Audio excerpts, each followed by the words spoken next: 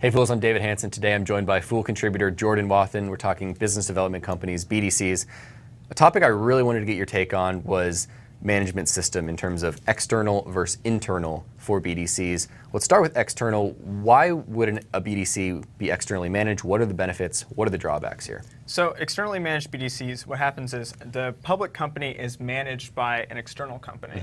So the external advisor makes all the investment decisions for the public company, and for that they charge a fee. Well, actually two sets of fees. They have management fees, which are charged on assets, and then they have an incentive fee, which is basically after they cross a certain hurdle rate of return, then they take usually 10 to 20% of returns thereafter. Right. So as a shareholder in the public company, you don't have an interest in those fees that they're collecting. You're investing in the actual investments that the external company is making. Right, right. So you own the company that they're managing. So you own the portfolio that the external manager advises. And that fee is set, I guess, at the beginning of the year or indefinitely until there's a change of policy. And that's basically a percentage of shareholder equity or assets or however they structure it. So you basically know the percentage you're paying, but in terms of how that's being allocated for the external manager, you're not really sure what the salaries are of the executives. That's kind of all hidden. Right, right. So that helps obscure a lot from plain view. So you won't know how much the CEO is making. You won't know how much the CFO is making, and you won't even know.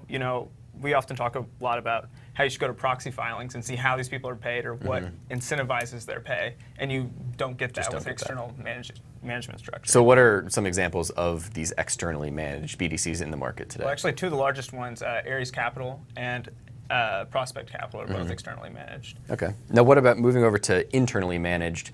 What are the benefits here, but also are there drawbacks to being internally managed? So yeah, internal management is actually, it has its pros and cons. So when you think about it, there's no fees. The salaries and expenses of the managers and the people they hire to make the investment decisions just pass through the profit and loss, just like any other company. So you can see how much the executives are making here. Right, and you can see why they're getting paid that much because that comes through their proxy statement. So that sounds like a benefit. That's a clear benefit in your mind. That's a definite benefit. Okay.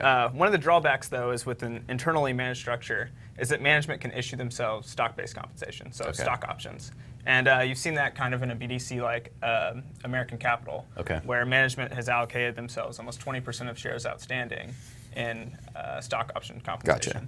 And in terms of, we look at Main Street Capital, that's also an internally managed BDC here. Do you have similar conflicts there, or is that one that maybe is a good managed, internally managed BDC? I would say so far, the record so far has been very good.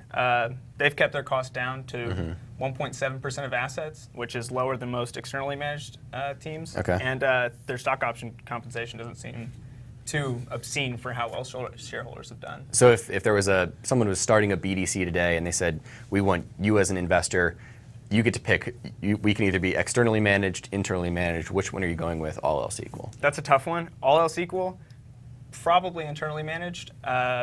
Just because if the people who they hire, if they can keep the salaries down, keep it reasonable, then the fees and expense, or the total cost rather, should be much lower than the fees on externally managed companies. So it really depends on kind of the jockey here. If you're internally managed, you really want to have trust in that manager that they're not going to go and issue themselves tons of stock options and dilute shareholders potentially that way. But if you can trust them, it can potentially be a cheaper method and a more transparent method than externally managed. Right, exactly. So you have to trust that they're not going to get greedy with your money, whereas you don't have to worry so much with an externally managed company. All right. For Jordan Wathen, I'm David Hanson. Fool on.